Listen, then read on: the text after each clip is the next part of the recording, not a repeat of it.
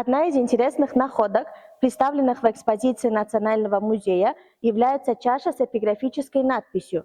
Чаша очень красиво и изящно изготовлена из керамики и покрыта беловатой глазурью.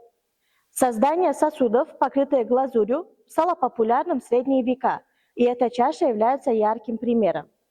Чтобы сделать сосуд еще более красивый, на его поверхность нанесена надпись. Надпись расположена внутри чаши, в верхней части по кругу, в одну крупную строку арабской вязью. «Аль-хаду мин аляматиль фухди», что в переводе означает «гнев, признак поражения».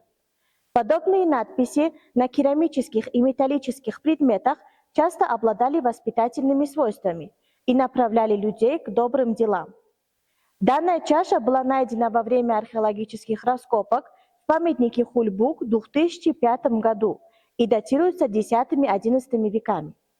Дорогие посетители, если вы хотите увидеть и поближе познакомиться с этой редкой находкой, приглашаем вас посетить Национальный музей.